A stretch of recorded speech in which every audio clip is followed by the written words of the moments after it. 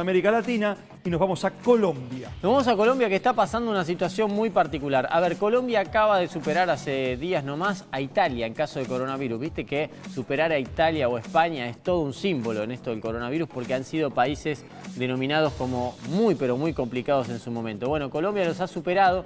Colombia es muy interesante prestar atención a las curvas de los países. Colombia lo que tuvo es una curva relativamente estable que se disparó ahora con más de 8.000 casos diarios en su momento. Y nos vamos a comunicar vía Skype entonces con Colombia, más precisamente con la ciudad de Bogotá, con Lucas Tian, periodista argentino que vive allí precisamente en Bogotá. Hola Lucas, Willy y Daniel te saludan, buenas tardes.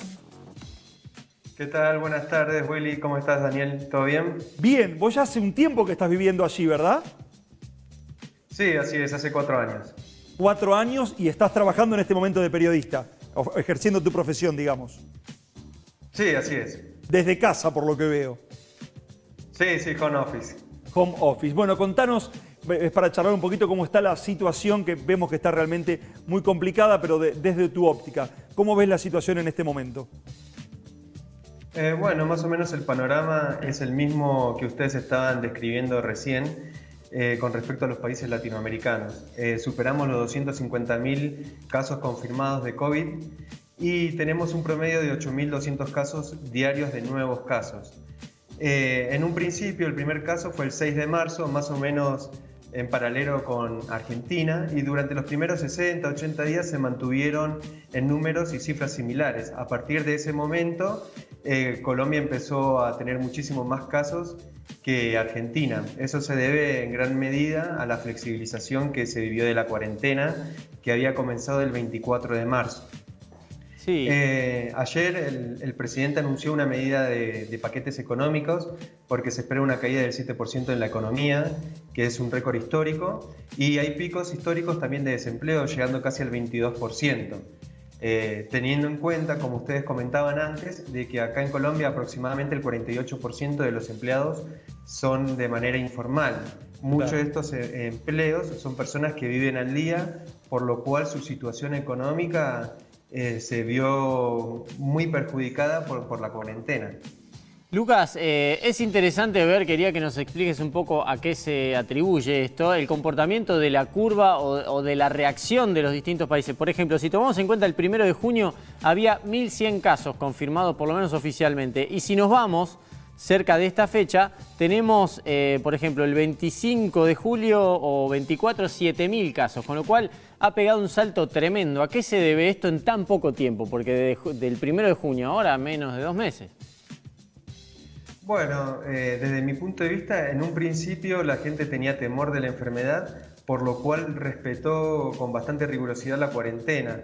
Pero a medida que pasó el tiempo, la gente empezó a salir de su hogar, en algunos casos por necesidad y en otros casos por confianza. Como acá, como en Argentina, se fue atrasando esta curva y este pico, la gente comenzó a sentir y a desconfiar de la pandemia y de su peligro.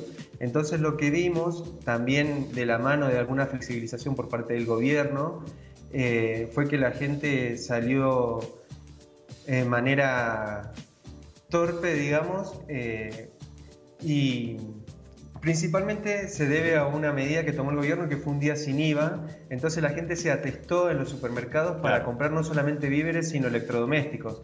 Y eso generó, como vos decís, este pico que estamos viviendo en la actualidad.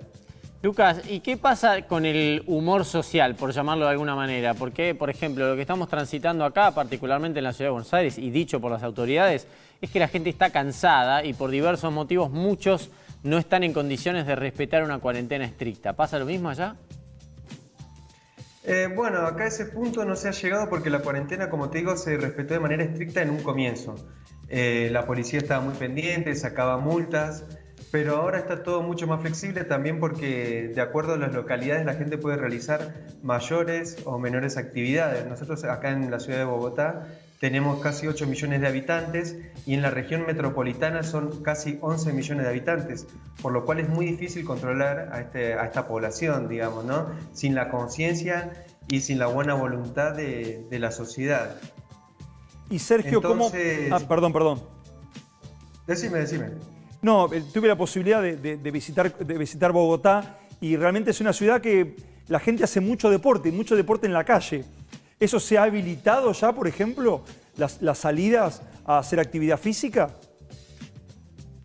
Sí, te comento, de acuerdo, la ciudad de Bogotá está dividida en 20 localidades y lo que han hecho fue dividir estas localidades con mayor o menor grado de restricciones. En algunas localidades se puede ejercitar al aire libre con distanciamiento social, andar en bicicleta, y en otras está completamente prohibido.